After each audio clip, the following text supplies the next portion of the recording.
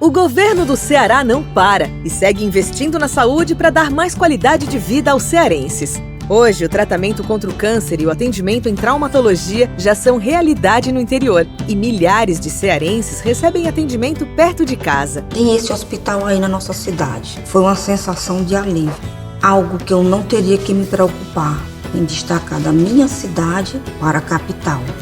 Na capital, o novo Hospital Universitário do Ceará, um dos maiores do Brasil, ampliou os atendimentos e fortaleceu a rede pública. O hospital é muito bom, é ótimo, entendeu? Eu me sinto bem aqui. E com um plantão de cirurgias, o governo do Ceará está agilizando as filas. Tudo isso com o reforço de milhares de novos profissionais da saúde em todo o estado. O governo do Ceará segue firme no compromisso de cuidar dos cearenses, reduzindo o tempo de espera de consultas, exames, tratamentos e cirurgias. O governo do Ceará não para, a saúde avança.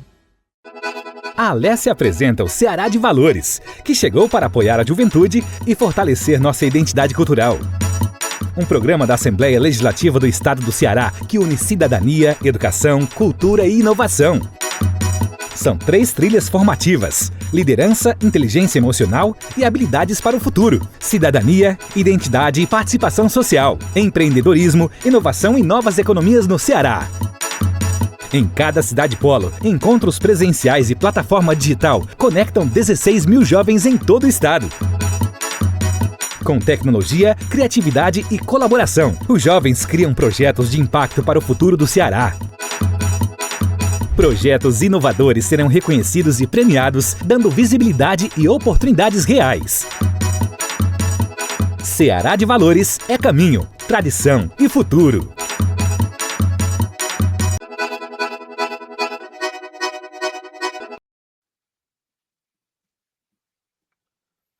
Olá, o Foco Psicológico de hoje propõe um diálogo de alto nível sobre 2 temas que moldam o presente e o futuro das instituições: comunicação como estratégia institucional e cultura, responsabilidade social e ESG. No centro da conversa está o papel transformador da comunicação, não apenas como instrumento de imagem, mas como eixo estratégico capaz de alinhar propósito, reputação e impacto social. O convidado para a nossa conversa é Paulo Mota, mestre em comunicação, jornalista, mestre em comunicação e semiótica pela PUC de São Paulo, especialista em comunicação estratégica, projetos culturais e gestão pública, com passagens pela Folha de São Paulo, O País e Banco do Nordeste. Paulo atualmente dirige a comunicação e o marketing da Companhia de Gás do Ceará, Cegás, onde lidera iniciativas que unem inovação, sustentabilidade e valor público, claro. Nossa conversa busca refletir sobre como a comunicação pode ser o elo entre instituições e sociedade. E de que forma a cultura e o compromisso ESG, ou ESG em inglês, deixam de ser slogans para se tornarem práticas consistentes de governança e cidadania corporativa. Nossa conversa pretende ser um espaço para pensar com profundidade e pluralidade o poder da comunicação como política de Estado e estratégia de reputação. Bom, Paulo, muito obrigado pela sua presença, por aceitar o convite para a nossa conversa. É um tema absolutamente fundamental, né? Já era, continua sendo, essa percepção é cada vez mais clara de instituições do Estado, instituições privadas. No caso da Cegás, até que mistura as duas coisas, né? É uma instituição, é uma empresa estatal, mas também com forte atuação ou relacionamento privado. Bom, Paulo, para começo... Bom dia, boa tarde, boa noite, né? Porque os seus ouvintes... Bom dia, boa tarde, boa noite, exatamente. Redes sociais nos obrigam a tratar o dia, a tratar o tempo como 24 horas. As pessoas veem a qualquer hora e a qualquer momento. Com certeza. Eu que agradeço aí o seu convite, Fábio, de ter esse contato aí com a sua enorme e qualificada plateia, né? Eu acho que o Fox Poder é uma plataforma que tem uma audiência muito qualificada, né? Assim, segmentada, né? E acho que você tem conseguido esse objetivo nesse sentido, então vamos conversar aí com o seu público.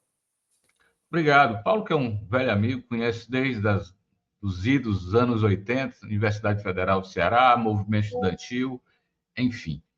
Das noites também, né? Às noites, né? Claro, sempre. E acho que eu conheci o Paulo, fazia economia ainda na UFC, o Paulo fazia sociologia. E depois os dois migraram para essa profissão na área de comunicação, jornalismo e afins, né? Mas, Paulo, vamos um pouquinho dessa sua trajetória. Como é que você entrou nessa área específica que você hoje trabalha na Segás, que é o marketing cultural? É, já na abertura é muito clara a importância disso que eu coloquei, mas eu queria saber como é que você chegou nessa área, Paulo. Um pouco da sua Então, trajetória. então, Fábio, eu comecei, você falou aí, né? Eu comecei na sociologia, eu fiz ciências sociais, foi o meu primeiro curso, e nas ciências sociais eu entrei no Datafolha, né? O Instituto Datafolha estava selecionando e me selecionaram para ser coordenador aqui, né? E aí fiz pesquisa de opinião durante um bom tempo ali, 88, toda a campanha do Ciro Gomes para prefeito, né? Ele vencendo De o Fortaleza, Edson né? Silva, né? Aqui em Fortaleza. E aí, depois, na própria Folha, eles fizeram um teste comigo lá, e eu passei a escrever e entrei, e, ao mesmo tempo que eu entrava no curso de jornalismo.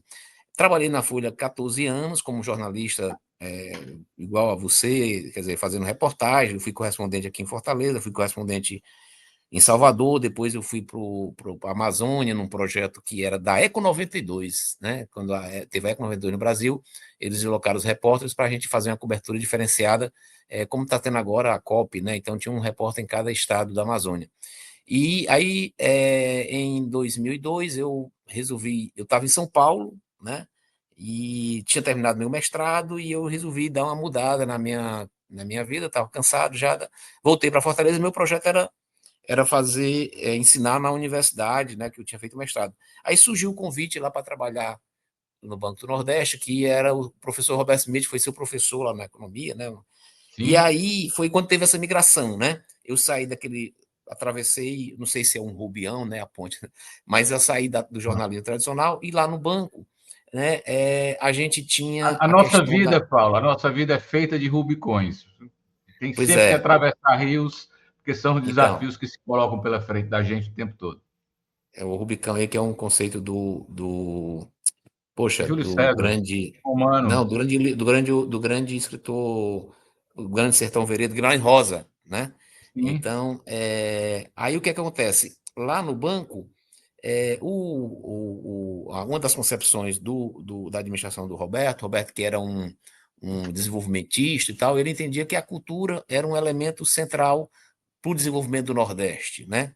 Você não desenvolve a economia se não tiver uma estratégia de avanço da cultura também. E aí foi quando eu comecei a migrar mais para essa parte do marketing também, porque o banco é uma empresa, né? E do marketing cultural, né? Que é uma coisa que eu acredito muito, que eu acho que a gente pode debater mais aqui, né? Assim, você entender o marketing cultural, eu acho assim, é um dos que mais funcionam, né? Como o marketing social, o marketing esportivo também. Suaviza O a que é, imagem da vamos lá, empresa. Paulo, vamos aqui tentar ser até um pouco didático. O que é o marketing cultural numa empresa? E pode pegar o Banco do Nordeste como referência e a Segás, onde você está atualmente, também como referência. É você associar a imagem da empresa a ações culturais, né? No caso do banco, o banco tinha um centro cultural, né? Então a gente fez toda uma ação para dinamizar mais ainda. A gente abriu um centro cultural em Juazeiro, a gente abriu um centro cultural na Paraíba, que o banco é todos os estados do Nordeste, e a gente passou a patrocinar muita coisa da área de cultura, tanto diretamente como depois pelas as leis de Sua incentivo, imagem. né? Então, você fazer essa ligação entre cultura e a imagem do banco. Então, as empresas que fazem isso, elas ganham muito, né? Porque a cultura, ela uma energia, né? Como eu falo aí, é uma energia sustentável, né? Porque todo mundo se identifica com a cultura de alguma forma, é uma coisa assim que as pessoas se emocionam, elas têm vários tipos de reações no contato com a cultura. E a empresa que faz isso, que fomenta isso, sai sempre ganhando, né? Então, essa migração começou aí no Banco do Nordeste, quando aí eu fui entrando, é uma coisa que eu gosto, porque tá na minha, né, na minha... Eu sou um grande consumidor cultural, como jornalista, todo bom jornalista é um bom consumidor cultural, né? Tem que ir para o cinema. A Folha tinha até assim, era obrigado você ir para o cinema toda semana, né? Não era obrigado, mas dizia que era uma boa prática, como se fala hoje, né? Então, Era uma ler muito. orientação. Era orientação, né? No teste que eu fiz, uma das perguntas dos testes era essa, né? Quantas vezes você vai para o cinema? Quantos livros você lê por mês? Né? Quantos viagens, né? Então, foi muito fácil fazer essa migração, né? E aí você entrar nesse universo de projetos culturais, de projetos sociais, projetos esportivos, porque com as leis você termina fazendo um mix, né? Até a lei do idoso, né? Toda empresa, e é bom que as empresas saibam disso, né? Muitas delas não usam, principalmente aqui no Ceará, né? Então, você pode usar lei de incentivo a projetos do idoso, do câncer, né? O Instituto do Câncer, ele é mantido, muito parte da grana que vai para lá são empresas que fazem doações que é custo zero para as empresas, o que é mais interessante, né? Lei, como o próprio nome diz, incentivo, né? Aqui no Ceará tem a lei estadual que permite pelo ICMS, né, que é a maior fonte aqui da Cegás. Então, da criança e adolescente, tem vários projetos porque é muito legal você saber que a empresa que você consome alguma coisa dela, ela apoia algum projeto que tira crianças da rua, ou socorre os idosos, né? Quer dizer, várias causas, né? Isso é um diferencial, né? Hoje tem muitos produtos que são iguais, várias empresas oferecem o mesmo produto. O que é que vai diferenciar? É o posicionamento dela, né? E o marketing cultural, voltando à sua pergunta, né? Ele é muito interessante nesse sentido, né? Ele posiciona as empresas de uma forma mais interessante. E posicionamento, às vezes, é o que define o consumo, né? Se a empresa tem hoje a pegada ambiental, é uma empresa que não preserva o meio ambiente, que faz trabalho escravo, as pessoas... Eu sou um que não consumo, né? Eu prefiro consumir um que tem uma atitude mais positiva, né? Então, esse é o universo, né, assim, de comunicação, né? Porque tudo tem uma base de comunicação, e você fazer isso dentro de empresas, né? Que é uma coisa que eu comecei a fazer lá no banco, continuei aqui, que de certa forma tem uma certa especialidade, né? Paulo, quando você trabalhou, por exemplo, em projetos aí já fora da Folha, projetos com El País e eventos nessa área também relacionada à cultura e marketing, havia sensibilidade. É tudo muito novo, né? Essas leis de incentivo têm o quê? Talvez, vamos colocar aí 2 décadas de Lei maior Rouanet, relevo. a Lei Sim, Rouanet, por incrível que pareça, foi criada no governo do Collor, né? do Que o Collor. Rouanet era Era o ministro. o ministro. E como ele tinha... Ela, na realidade, não é uma lei nada de... O pessoal associa à esquerda, não tem nada a ver, é uma lei neoliberal até, né? Porque é tirar do Estado a responsabilidade de investir diretamente na cultura e fazer uma forma das empresas, né? Um recurso, é uma renúncia fiscal, né? Eu falo, tu tocou num ponto assim que é fundamental, é incrível como o pensamento de boa parte da direita ele é enviesado nesse sentido, né? Porque é exatamente esse ponto que nesse sentido é parecido com bolsas, né? Bolsas famílias e tal, porque é injeção de recursos diretamente no cotidiano das pessoas, saindo do Estado, né? É uma distribuição direta aí que é algo, vamos lá, sendo bem radical na análise, é algo liberal, né? É algo Sim, que liberal. seria classificado como de direita e, no entanto, se transformou num alvo dessas forças que fazem oposição a esse tipo de lei, tanto que na época muito recente, né, durante o governo de Jair Bolsonaro, isso aí praticamente foi congelado e só não foi enterrado porque não havia condições para tal. Eu acho que até uma atitude assim, meio burra, né? Mas eu acho que eles, num devido momento, porque o que é que você vê hoje assim, o avanço da direita? Muitas coisas que antes só a esquerda fazia, a direita começou a fazer. E as faz até melhor, até, né? Quer dizer, a militância, o ativismo, né? Que antes era uma coisa só que os esquerdistas faziam, hoje a direita faz até melhor da esquerda. Quando algumas pessoas, aqui no Ceará, por exemplo, o senador Eduardo Girão, que é uma pessoa que é notoriamente de direita, ele não nega isso, ele Sim. usa muito as leis de incentivo, né, e faz um trabalho muito legal, que ele é espírita, faz aquele teatro transcendental, né? Os filmes espíritas que o Ceará virou foi pioneiro, foi com Lei Rouanet, e foi o Eduardo Girão que fazia isso, né? Até quando teve esse ataque da época do Bolsonaro, eu conversei uma vez com o Sidney, que é o primo dele que cuida, né? Não sei se você conhece, e eu disse, poxa, Sidney, vocês estão matando uma coisa que vocês são um dos caras que mais usam, porque eu já apoiava eles, porque uma das coisas que a gente tem que ter também nessa questão de atuar em marketing cultural é você não tem partido, não tem ideologia, você faz...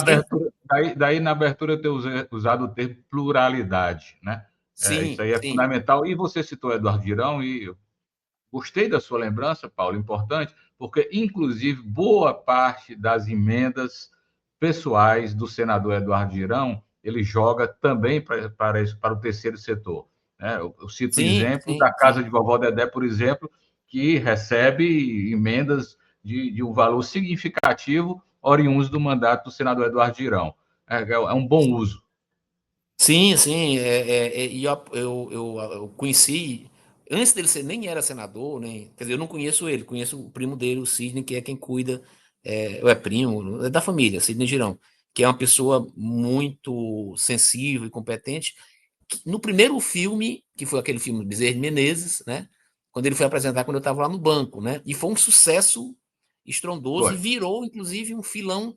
Esse pioneirismo o Ceará tem também, pouca gente fala. Verdade. Mas os filmes espíritas que arrastaram multidões para os cinemas, né? Começou aqui no Ceará, né? E aí foi quando eu conheci, e eles fazem isso, eles fazem um trabalho aqui na Messejana, são vários trabalhos de educação também. E eu disse assim, poxa, o Eduardo tem que se posicionar contra esse ataque às leis de incentivo, que isso é uma coisa burra. Então, eu acho até, voltando à questão anterior, que no dia que a direita descobrir que as leis de incentivo eles podem fazer muita ação cultural, né? Porque eu acho que uma das novidades é porque a direita está fazendo guerra cultural agora, antes era só a esquerda. Assumidamente. Então, eles vão ver, aí eles vão olhar para isso de outra forma e vão deixar de satanizar, né? Porque a palavra Lei Rouanet, e isso é ruim, Fábio, porque os empresários, né? Eles não querem problemas, né? Não querem, e corretamente, quando você está cuidando da imagem de uma empresa, de um produto, qualquer ruído que tem, você foge, né? Então, as leis Rouanet, a lei Rouanet virou um ruído, né? E houve uma paralisação, né? Então, é importante que a gente sempre fale os benefícios que eles trazem, né? Você falou da Casa de Vovó Dedé, né? Tem muita coisa. A Edisca é um projeto social. Então, tem coisas assim maravilhosas que são fruto da lei de incentivo e que a gente tem que divulgar, tem que falar que não tem sentido. Se tem algum problema, tem problema em qualquer lugar, né? Aí, Claro que sim. Se houver problemas, eles precisam ser analisados, investigados, seja o que for, mas, enfim. E são problemas também, Fábio, tocando em outra questão para a gente aprofundar o assunto, porque, assim, essa área, como você disse que é uma área nova, né? A profissionalização da gestão é uma coisa recente. E Muito também, assim, recente. os artistas, eles são visionários, né? Eles são pessoas, assim, que eles estão no outro universo, eles não têm uma preocupação tão administrativa. Só de um tempo para cá, né, é que eles eles estão profissionalizando a gestão desses recursos que ele, né? A Edisca, por exemplo, é um ótimo referencial. A Edisca é totalmente profissional. Por quê? Porque também ela tem apoio de voluntários, né? Os contadores. Então, os problemas que tiveram na Lei Rouanet, nessas leis aí, são problemas típicos de uma gestão que está amadurecendo, né? Os artistas, eles por natureza, eles não são pessoas preocupadas com gestão burocrática, são criadores, né? E tinha esses problemas Paulo, tu tocou num ponto assim que para mim é extremamente importante, né? Esse artista que mexe com cultura e diversos tipos de cultura, desde a popular à mais sofisticada, e o que a gente chama, o que os americanos chamam de show business, né? Que é o negócios de cultura, que esses sobrevivem do mercado privado. Então, sempre foi um pouco essa confusão, Paulo, que se deu. Me permita jogar esse tema, que eu acho importante, ele é esclarecedor, que artistas que, evidentemente, poderiam viver do seu público, exclusivamente do seu público, do trabalho e da compra deste trabalho pelo público, e há muitos artistas assim, principalmente na área de música, né, que algumas vezes recorreram às leis de incentivo à cultura e gerando esse tipo de confusão, o que é insignificante no percentual da quantidade de projetos que são aprovados. Mas mesmo assim gerou essa confusão. Qual é o limite, Paulo? O que é que precisa de incentivo e o que é que não precisa de incentivo? E vamos lá, no seu caso, aí, na sua experiência com o Banco do Nordeste, sua experiência agora na Segás, esse critério de definição para que não haja pequenos desvios e desvios que acabam sendo usados como referência negativa. Fábio, que me respondeu isso, sem querer ostentar aqui, mas foi o Caetano Veloso. Quando eu morava em Salvador, em 1991, olha só, quando surgiu a Lei Rouanet, né? Aí eu fui para uma coletiva dele lá, ele foi fazer um show lá, né? E essa matéria até foi publicada também pelo Jornal Povo, quando ele disse que era fã do Ciro, né? Até o Jornal Povo Eu deu lembro dessa a matéria. manchete, eu sou fã do Ciro.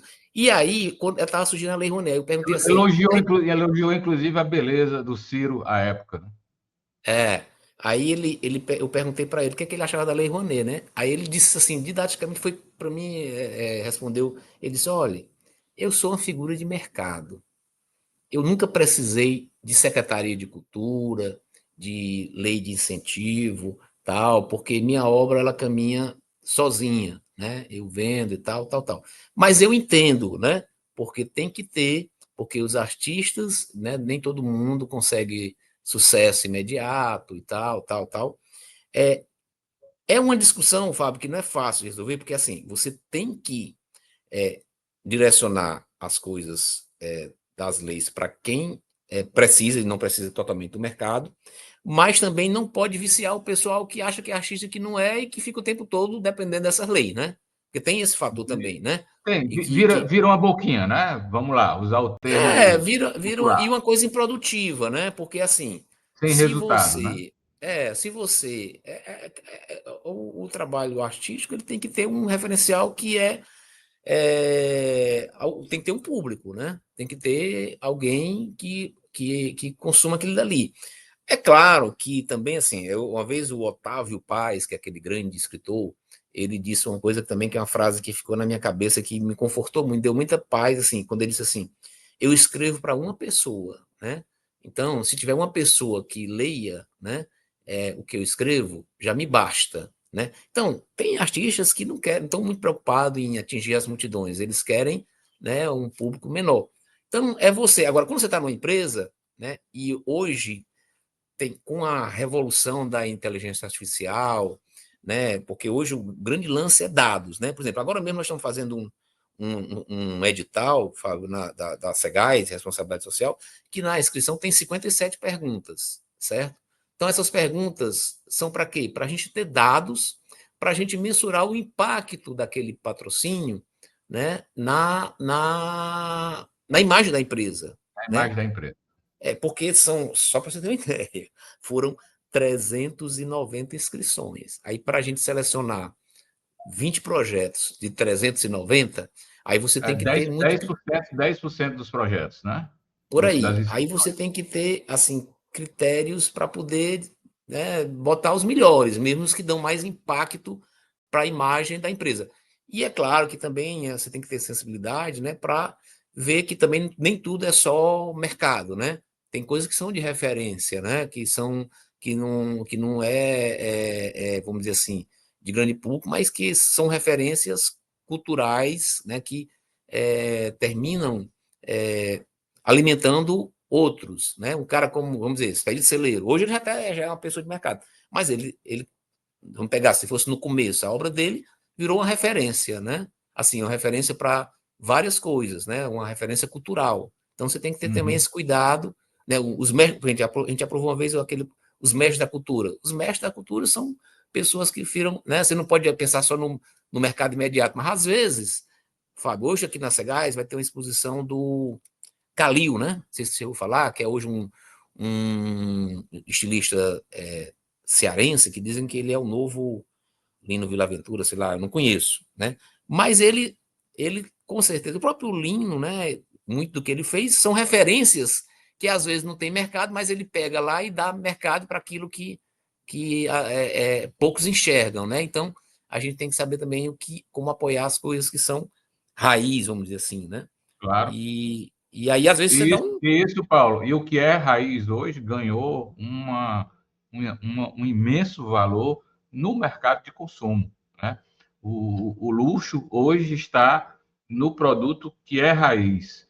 O luxo, considerado esse consumo mais caro, considerando dessa forma, é impressionante como ontem mesmo eu vi na New York Times dois exemplares de produtos, inclusive no Brasil, com origem brasileira, que de raiz e que fabrica muito pouca quantidade, mas pelo envolvimento social, né? Pelo envolvimento social, eram os calçados, passavam por 20 mulheres de determinada área. Acho que a Catarina Mina também, aqui, que é uma bolsa, né?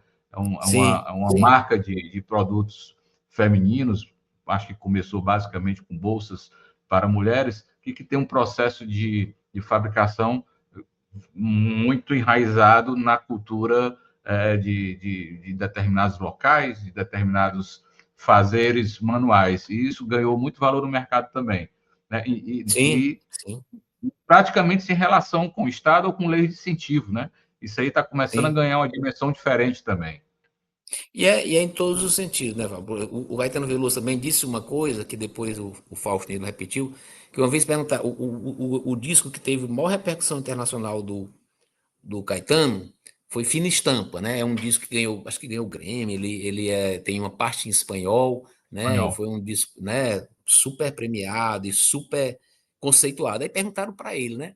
Caetano, qual foi a sua inspiração para esse disco aí? Eu não sei se ele já faz isso para provocar, né? E disse assim, rapaz, isso aí é as músicas que eu escutava na radiadora lá de São da terra dele, como é que é? Lá de É, Santa Amaro da Santa Purificação, Mara, né? Grande As Salvador. músicas, as músicas que a minha mãe e as amigas dela ficavam cantarolando quando ia lá para casa, quer dizer, músicas espanhóis, boleros, né?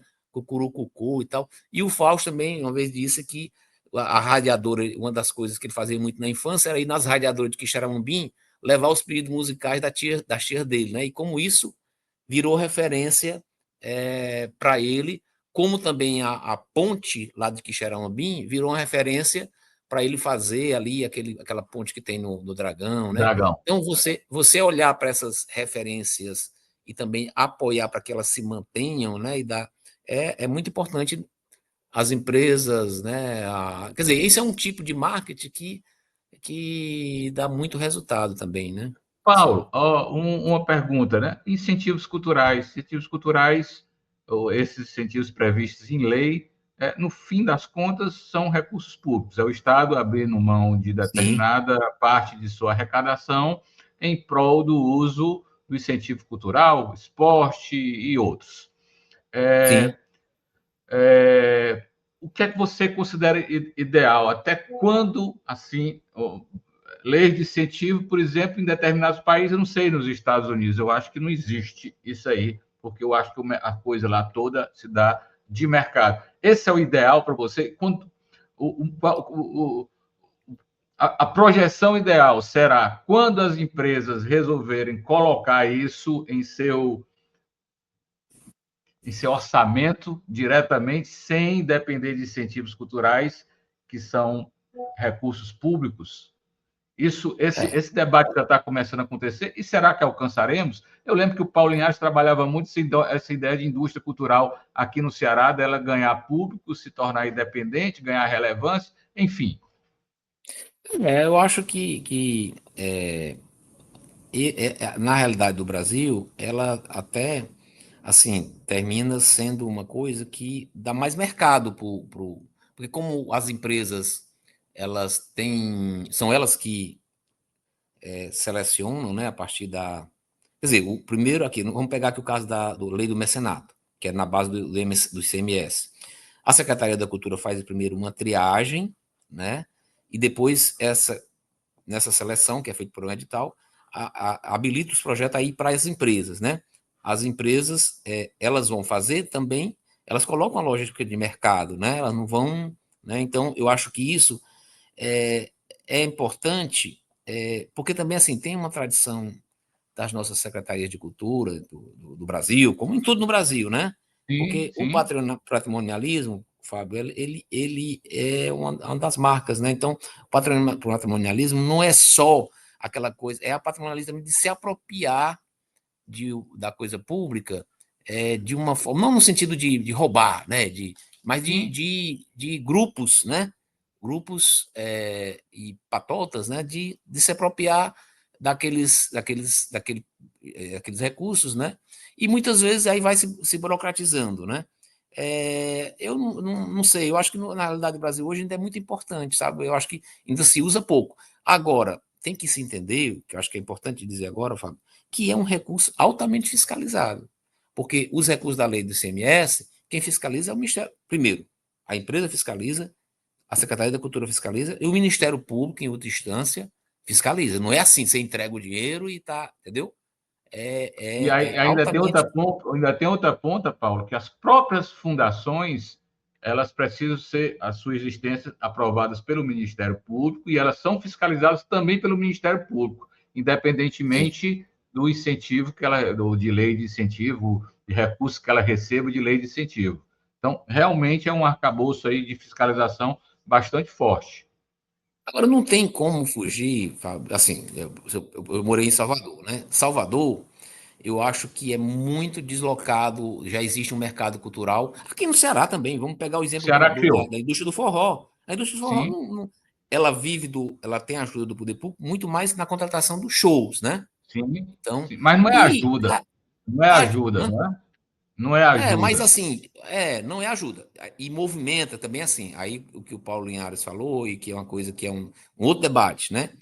A cultura, a indústria da cultura, que chamam de indústria criativa, indústria da cultura, é hoje uma potência gigantesca, né? Nos Estados Unidos, né? A indústria cinematográfica, na França, né?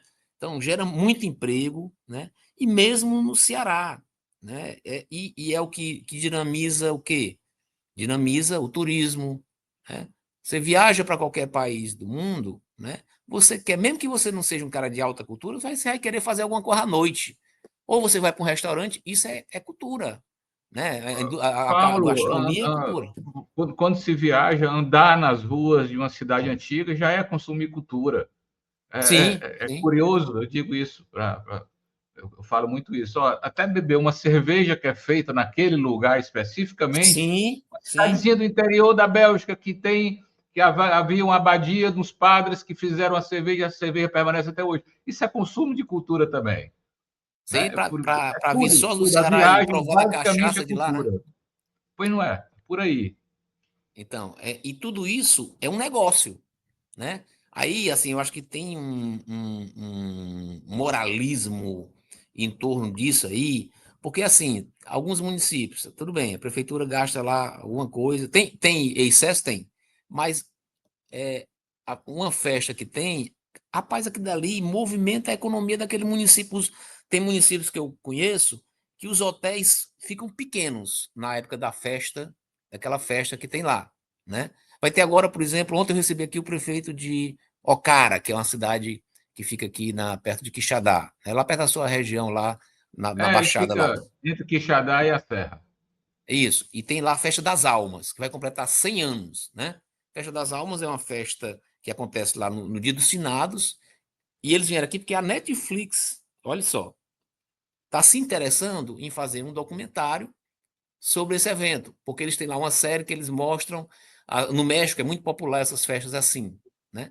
E o prefeito estava me dizendo que é o momento que a cidade, os filhos que moram longe vêm, né, que moram em São Paulo, Rio, gastam, né, ali o dinheiro, é quando todo mundo vende as castanhas, vende tudo. Então, é um grande negócio também, né? Assim, Movimento a que economia, não tenha dúvida movimenta quanto a a isso. economia. Então, você ficar olhando lá, porque festa né, aquela visão. Na Bahia, quem fizer isso está, como diz aqui, está lascado, né? Porque você se encontra as festas que tem lá nas cidades, é o que, mesmo que o povo gosta, né? Então, eu acho que tem que avançar nessa discussão também Paulo, de. isso se relaciona com uma frase que eu já ouvi oriunda de você, do seu pensamento, que cultura é uma forma de energia renovável. É nesse sentido que você está falando, quando se contrata, por exemplo, um evento, um show, que movimenta toda uma cidade, é nesse sentido, né? Ele tá, Sim, sim, sim. É uma energia renovável, porque a energia renovável é energia limpa, né? Então, sim, a cultura é uma economia limpa, né? Não polui, não polui o meio ambiente. Agora, claro que tem que ter algum. Eu falei aqui polui, mas já me lembrei aqui eu moro ali na praia de Iracema, ali perto do aterro, e quem mora por ali, quando tem, depois do Réveillon, sofre, né? Porque fica um lixo gigantesco, né? Agora mesmo teve um evento lá do Evangelizar, eu até brinquei nos grupos aí, disse assim, ó, vai a penitência é quem não limpou e quem produziu aquele lixo andar de joelho no meio-dia ali no aterro umas 10 vezes, né? Porque eu estou falando limpo no sentido de que é um emprego que é totalmente renovável, né? A cultura, nesse sentido, ela é uma energia renovável, além de ser uma energia que renova as pessoas, né? O que renova as pessoas? A religião, né? E a festa, né? A festa, numa festa, você arranja uma namorada, você conhece a sua mulher, você revê amigos, você transcende, né? A boa festa, né? A boa festa, ela é uma bênção, é uma coisa que renova, né? Então, nesse sentido, é uma energia renovável, além de a comida, né? A comida como cultura, a gente vê gastronomia, renova também a gente. Às vezes a gente vai para um jantar e sai. Ontem mesmo eu fui aqui almoçar aqui, foi uma coisa tão legal que eu voltei ali para trabalhar todo, né, noutra perspectiva. Então, a economia da cultura, a economia criativa chamada, né, ela tem que, quem não quiser ver essas coisas assim, vai ficar falando o passado, né? Ainda há muita confusão nessa percepção de empresas, de que o investimento em cultura é custo e não investimento, ainda precisa ficar convencendo as pessoas de algo. Eu acho que já temos maturidade suficiente para compreender isso, mas parece que isso ainda é um entrave, não é, Paulo? É muito pouco. Aqui no Ceará, até teve na gestão do Camilo Santana, ele até colocou lá que tinha que usar, quem usasse o fundo, né, o Fundo de Desenvolvimento, tinha que aplicar uma parte na cultura. E houve uma baixa adesão. Agora, também, assim, Ainda, até onde eu isso, saiba, ainda não se desenrolou isso, Paulo. Até pois onde é, eu vou contar a experiência aqui da Segás. Eu cheguei aqui, a Segás tinha 23 anos, né? Eu cheguei aqui em 2017. Ela nunca tinha usado lei de incentivo, certo? Então, quando eu coloquei para a diretoria e para o contador, porque o contador é muito estratégico nessa área, né? Eles foram refratários, né? Não sei por o quê, quê? porque todo mundo tem medo de se expor. Aí o contador disse: não dá para fazer isso, não sei o quê. Eu disse: dá sim. Aí eu disse: ó, estou vindo de uma instituição. Aí foi importante eu usar o exemplo do banco e falei os resultados, né? Então, por isso que é importante a gente ter estratégias de mensuração e de mostrar o resultado, né? Aí eu sei que foi um debate, nós conseguimos, né? Na época era o Hugo, o presidente, o Hugo comprou a ideia, né? Mas ainda tem muita resistência, porque é uma coisa nova, né? Tudo que é novo. E também porque os artistas, né? Eu acho assim, o pessoal que está do outro lado, é quase como você botar assim, do água e óleo, né? Porque o pessoal da cultura, né? É outro mundo, né? Então aí tem que ter estratégia para dialogar, né? Assim, um dia desse eu promovi aqui na Segás, um encontro que a Luísa Sela veio, a secretária de Cultura. A gente participa da ESIP, que é a Associação das Empresas do PECEM, né? Eles têm lá vários fóruns, Sim, tem um fórum de comunicação. sim. Aí a gente Uhum. chamou o pessoal para mostrar justamente as leis, né, para quebrar um pouco esse gelo. Então também tem uma dificuldade do outro lado não se mostrar confiável, né? Assim, mas já avançou muito, né? Porque tem muita gente. O próprio Luiz é uma pessoa que passa, né, essa segurança, ela é uma pessoa, centrada e tal, né? Não é aquela coisa, né, que se associa sempre à cultura de ser uma pessoa voadora e que não está preocupado com as formalidades. Mas é um processo. Eu acho que ESG, né, ESG, né, virou quase uma moda, né? Porque os investidores, quando você coloca que os investidores, quando eles olham isso como um ativo, né? Porque isso é um ativo, né? aí a coisa muda, facilita muito a vida, né? É, é, de quem está nas áreas, e é uma área que é cada vez mais estratégica, né? Como comunicação, né? Porque eu participo sempre de um encontro que tem em São Paulo, que eu gosto muito, que é da Associação Brasileira de Jornalismo. Antes era jornalismo empresarial, né? A BERJ. É. E tem um evento deles que é Trends, né? Que eles sempre botam as tendências. E essa questão, a comunicação é cada vez mais um hub, né? O profissional de comunicação, a área de comunicação, um hub que faz aquela comunicação, vamos dizer assim, como é que a gente chama o termo aí? Estratégica, não, né? Como se fosse uma coisa, a comunicação em si, e ela pega a parte de imagem, né? E tudo que está associado a isso, né? Hoje, cada vez mais, você tem nas empresas, nos conselhos das empresas, pessoas da área de comunicação. Gente Por quê? ligada à Porque a gente é cultura de aquilo, comunicação. que é aquilo que o Chico Buarque, uma vez perguntaram para o Chico Buarque qual era o problema do governo Lula, lá no começo do mensalão, né? Ele disse, rapaz, o que tá faltando ao governo é o MIVM, né? Aí o que é isso? É o cara que diga assim, isso vai dar merda, né? Então, o profissional de comunicação, nós jornalistas, somos esse olhar, porque a gente vê sempre, o cara tá decidindo aqui, rapaz, isso aí vai virar, né? E com aquela crise da Vale, né? Então, nessa mesa, por exemplo, Fábio, tinha lá vice-presidente da Toyota, era uma pessoa da comunicação, vice-presidente da GS Lever, vice-presidente da TOTUS, eu acho. Quer dizer, Se eu era não me só. engano, se eu não me engano, a Volkswagen no Brasil já teve um presidente oriundo deste Sim, setor, sim. Paulo. Sim, sim. E O nome realmente é dele. uma mudança de percepção extremamente importante. Eu tenho empresários como interlocutores, eu digo isso sempre a eles. Empresário que forma conselho, coloque alguém de comunicação que tenha essa experiência, com essa visão delicada, né? Uma visão sofisticada também de imagem dentro de seus conselhos, que isso é extremamente importante exatamente sobre isso, Paulo. Você Cegás, o produto da Cegás é gás, é o biometano. Como é que se transita nos projetos de marketing cultural, na Cegás, com um produto que, em tese, não tem muita, parece não ter muito apego, relação com a cultura, apenas em tese. Se você imaginar que o gás, por exemplo, produz, vai para as cozinhas industriais e as cozinhas de muitos restaurantes, já se liga à cultura de uma maneira muito clara, objetiva aí. Mas vamos lá. Algumas imagens, Paulo, que eu tenho aqui, por exemplo, porque isso aqui é o trabalho da Cegás, não é? Isso aqui foi uma exposição que a gente abrigou, que era os mestres da cultura, né? De um projeto que a gente apoiou, que é uma coisa. No governo do Lúcio Alcântara foi criado esse projeto que o governo dá uma bolsa, né? Eles fizeram um inventário dos mestres da cultura. Então, por exemplo, naquela tua região lá, do Baturité, tem lá um mateiro, um cara que ele conhece aquelas matas ali, ele faz trilhas, inclusive quando eu fiz uma vez um percurso lá em Pacuti com ele, lá em Pernambuquinho, e ele disse assim, Sim. rapaz, ontem quem esteve aqui comigo foi o Deus Maqueiroz e o Pio Rodrigues, né?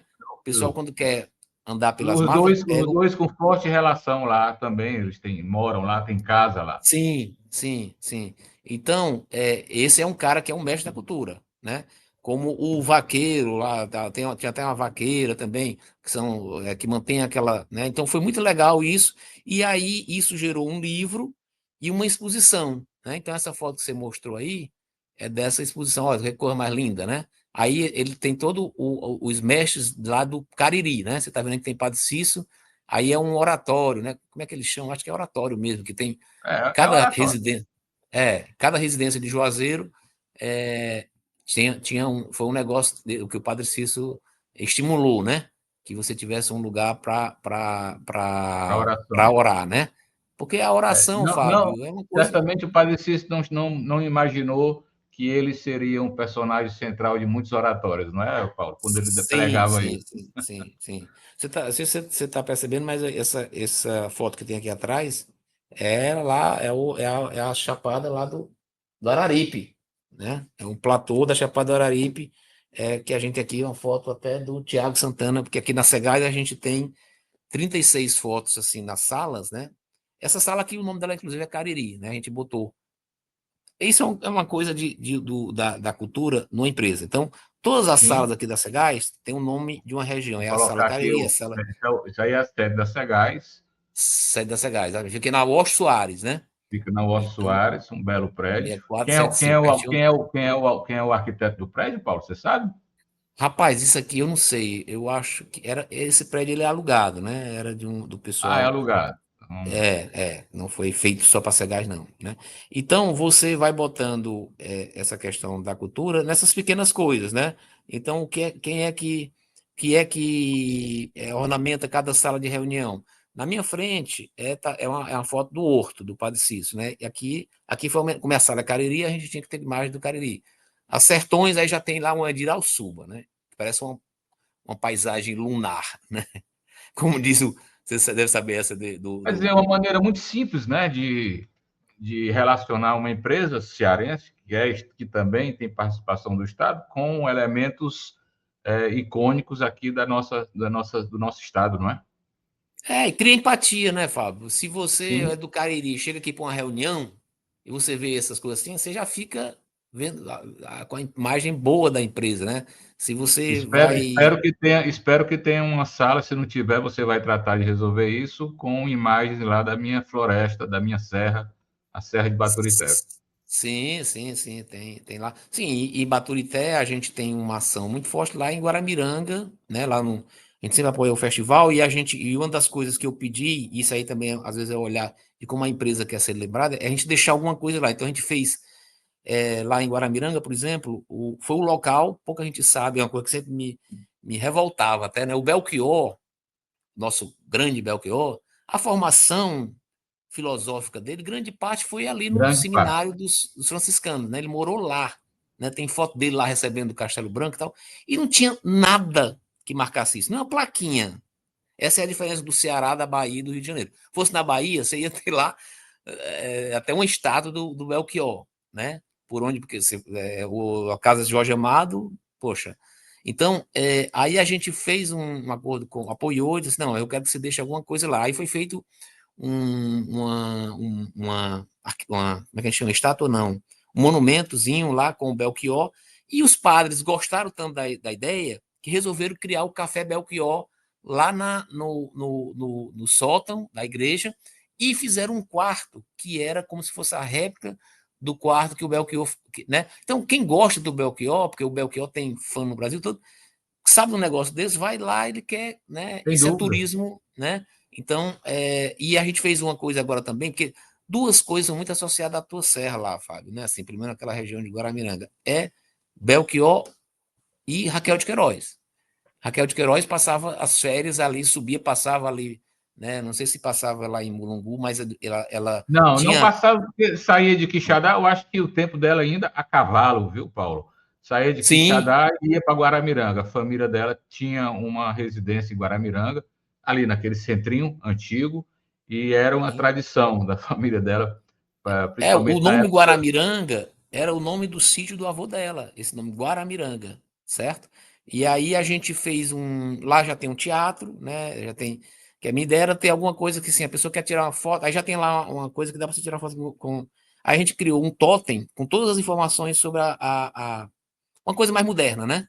Aí botamos Entendi. lá na biblioteca. Então a pessoa que está visitando Guaramiranga, aí vai lá na bibliotecazinha que tem lá um totem que você vai e faz, tem joguinhos também e tal, né? E aí é uma forma também de você dialogar com as. E aí faz o papel do gestor cultural, da pessoa que cuida do marketing cultural, não é só entregar o dinheiro, né? É você discutir e tal, e associar a marca da empresa. Aí, ao que você perguntou, o gás, né? A gente, Fábio, quando eu cheguei aqui, não tinha uma política de patrocínios, né? Porque uma coisa que também na gestão você cria o quê? Primeiro que você tem que fazer uma política de patrocínio para você ter um norte em Sim. função dos interesses. Isso no banco foi um legado que eu deixei lá também, quer dizer, e quando eu cheguei aqui a gente criou. Aí, o que é estratégico a Segás? Gastronomia. Então, como a gente não tem o gás, né? A gente oferece o gás, então uma das prioridades da gente é apoiar projetos ligados à gastronomia. Então, a gente se relaciona com os restaurantes. Ontem mesmo eu fui lá fui lá num restaurante, que é nosso cliente, que é dos condomínios, né? Também é outro. A gente tem um selo verde. Como o nosso gás, 15% dele é totalmente renovável, é feito lá no lixão não, que é o nome politicamente correto, no aterro sanitário, né, da Caucaia. Então, a gente criou um selo verde que é justamente para distinguir os nossos clientes, né? A gente bota lá, né, aqui se consome a energia mais limpa do Ceará, né? Porque nessa parte de gás é a nossa energia mais limpa, né? A gente tem, além do que o gás o energético da transição energética, né? Assim, Sim. enquanto vai chegar o hidrogênio verde e tal, é o que menos emite, né? CO2. Então, por exemplo, a gente também tem quem anda de táxi, aquele cilindro que tem lá é o nosso gás, né? Sim. A gente está toda uma articulação para levar esse gás também para os ônibus e para os caminhões, que são grandes emissores, são todos a diesel, grandes emissores, né? Então, na parte de cultura, a gente tem essa parte de gastronomia, e a gente resolveu também colocar como diretriz apoiar projetos culturais, né? Agora, tem também a parte no patrocínio direto, todo o dinheiro é para negócios, né? Então, a gente apoia todas as coisas que têm a ver com condomínios, padarias, né? Que a gente vende gás para padaria, restaurantes, indústrias, né? Porque a Cegás ela surgiu para a indústria, ela surgiu no governo do Ciro Gomes, né, em 94, 93, que foi um movimento nacional, foi mesmo ano se formou todas as empresas de gás. Para quê? Para você ter um insumo que é muito estratégico. Hoje, se a empresa chega a perguntar, tem gás? Não tem? Ela não vai para aquele lugar. Uma indústria, né? E tudo na época muito relacionado à Petrobras, porque na extração do petróleo vem o gás, né, o gás natural, né, e depois surgiu esse meio, esse que é o caso aqui do Ceará, de áreas de resíduos, depósitos de resíduos sólidos que geram gás e estão... Aqui tem, a Marquise quem cuida, a Marquise virou uma empresa importante no Brasil, e esse aterro sanitário é a Marquise que cuida e ela que extrai o gás, né? E como é esse relacionamento, Sim. Paulo? A Marquise produz esse gás oriundo do lixão e ele vai para a Cegás dessa Isso, forma? e a gente distribui, né? Isso, inclusive a Cegás, nós estamos abrigando hoje, Fábio, hoje é o último dia, hoje, ontem e anteontem, um evento chamado Diálogos Ceará-Suécia, né? Que é promovido em parceria com a Secretaria das Cidades e a CAGES.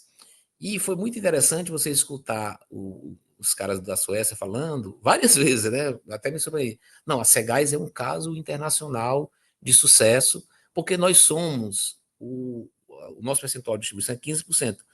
A gente só perde para a Dinamarca, certo? Não tem nenhum E país perde em quê, Paulo? Em quê? em Exatamente. distribuição, porque em produção de biometano, é, acho que a Suécia, porque a Suécia ela faz em fazendas, né? Às vezes eles têm lá uma tecnologia que o cara faz a produção e usa na sua própria fazenda, na produção de energia. Aqui, e nas grandes cidades é a distribuição, né? Porque o gás ele ainda não tem um mecanismo de você produzir. Até na energia elétrica você produz, mas você não usa para a sua própria casa, né? Você tem que dar para a distribuidora, né? Você sabe disso, né? Que é uma das lutas que tem. Quer dizer, Tinha aqueles hoje. biodigestores, né, antigos, aquele formato antigo que gerava ali alguma energia oriundo de fezes de animais, de vacas e companhia, mas isso é algo muito ainda que nunca ganhou dimensão, né? Isso. Na Suécia, Fábio, olha só, que é uma coisa que aqui no Ceará, se a gente for fazer isso, lá todos os municípios têm uma empresa de energia e uma das coisas que eles fazem o transporte público é biodiesel, ou é biodiesel ou é etanol, tem muito etanol, o Brasil também foi referência para eles porque eles usam muito do nosso etanol, ou então esses sistemas de fezes de animais. Aí eles têm também lá umas plantas que eles já plantam para virar biodiesel, né?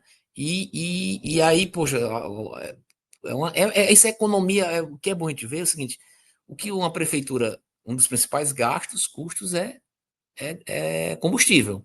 Sim. Aí, de repente, esse custo aí deixa de existir. Por quê? Porque É. ele faz tudo. Agora, é claro que não é que ele deixa de existir, porque também isso tem iniciativa privada. Claro, Aí há produz, como outros aqui a custos, Marquise, né? A mas Marquise uhum, produz e a gente compra. E te digo mais, se tivesse mais, a gente compraria mais. É porque, mais. né?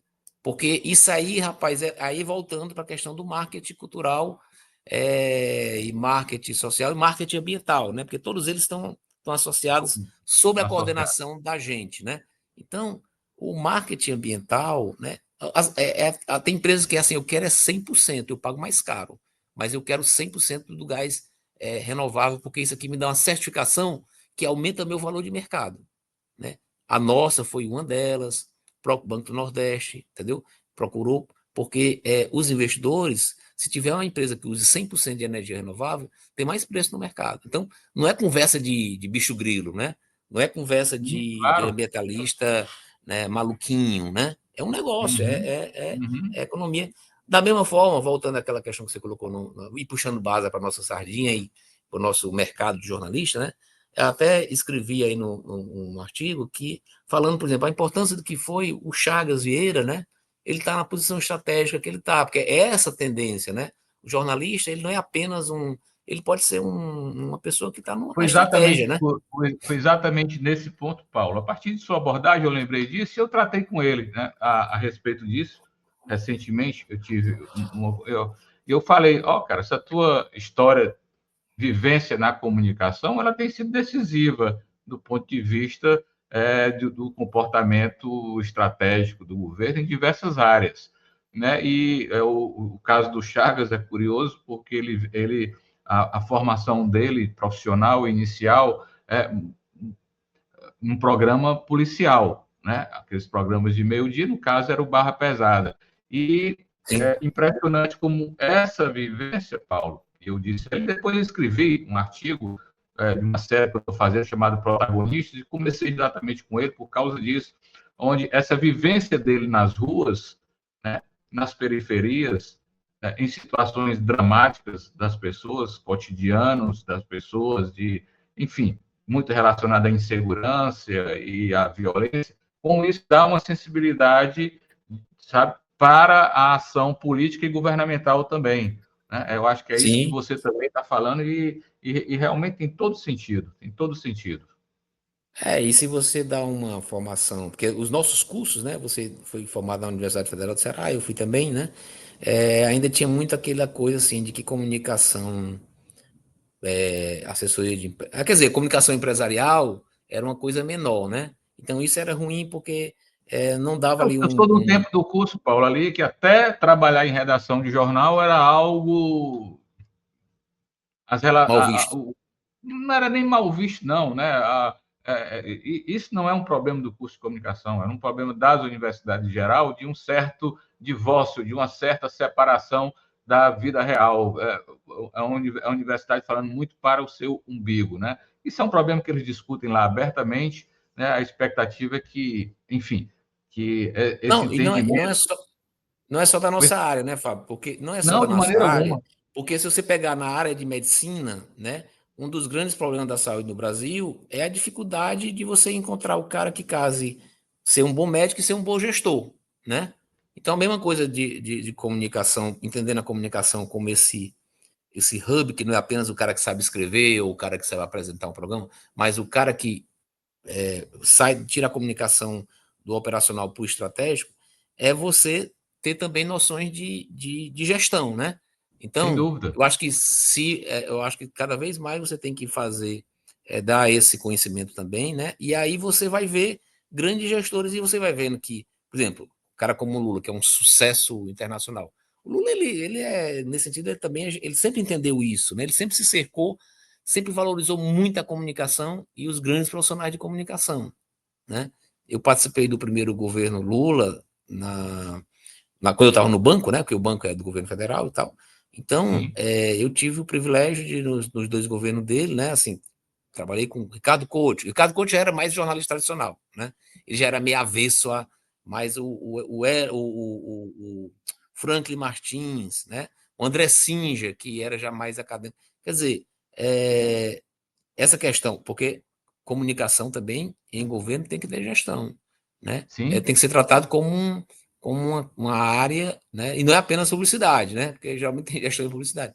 Mas é até um perigo, viu, Fábio? Às vezes eu acho assim, porque como os jornais e os veículos tradicionais estão muito enfraquecidos, né? Termina as equipes governamentais serem muito poderosas. Se são bem azeitadas, fazem um estrago. Mas também assim, né? Eu acho que acho que a gente vive uma transição nesse sentido, Paulo. As novas tecnologias geraram aí certas distorções para o bem, para o mal, mudanças, e eu acho que isso aí é um processo de depuração que vai se dar, né? Talvez demore, mas, na minha opinião, é uma transição. Paulo, já completamos aqui praticamente 1 hora de conversa, passou rápido, né?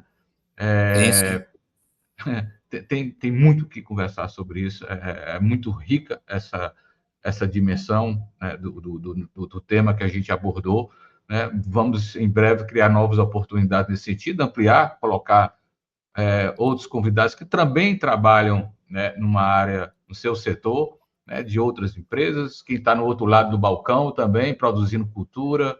Eu acho que isso é um debate presente, necessário e, sabe, que é incessante.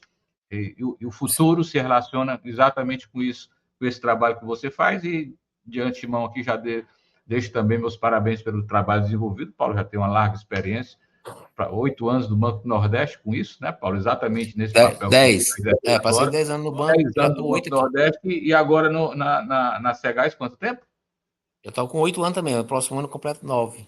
Então, você certamente é um dos getores, um dos profissionais dessa área de marketing e comunicação empresarial mais experientes do país, pelo tempo que você está lidando com isso. E deixa aqui para você finalizar, Paulo, a nossa conversa. Não, muito obrigado aí, Fábio, pela oportunidade. Eu acho que dá vários. A gente abordou de uma forma geral, mas se você montar uma mesa para discutir, né, questão só do marketing cultural, só do marketing social, da comunicação como um elemento estratégico de empresas, né, e trazer, até botar na mesma mesa empresários e esses profissionais, né, é um universo que dá vários programas aí e que eu acho que é legal ter esse debate, né? Sem dúvida. Então, muito obrigado e parabéns aí pelo... Congelou um pouco a imagem, Paulo, eu que agradeço a participação. Até breve, voltaremos, inclusive, a temas relacionados a esse de hoje e a outros. Obrigado e um abraço. Tá certo. Bom dia, boa tarde, boa noite. Meu Ceará bota é quente, dá gosto de morar. E não para de vir gente visitar. Um baiãozinho no prato, com o peixinho torrado, e não para, o caba chega a salivar. É de ficar besta com a beleza natural da serra ao sertão e também ao litoral. Terra de rendeiras, arte feita em couro e riqueza cultural. Sou apaixonado, o lugar abençoado. Governo do Ceará trabalha para todo lado. E não para, esse é o meu estado. E não para, esse é o meu estado. A Alessia apresenta o Ceará de Valores, que chegou para apoiar a juventude e fortalecer nossa identidade cultural. Um programa da Assembleia Legislativa do Estado do Ceará que une cidadania, educação, cultura e inovação. São 3 trilhas formativas: liderança, inteligência emocional e habilidades para o futuro, cidadania, identidade e participação social, empreendedorismo, inovação e novas economias no Ceará. Em cada cidade polo, encontros presenciais e plataforma digital conectam 16 mil jovens em todo o estado. Com tecnologia, criatividade e colaboração, os jovens criam projetos de impacto para o futuro do Ceará. Projetos inovadores serão reconhecidos e premiados, dando visibilidade e oportunidades reais.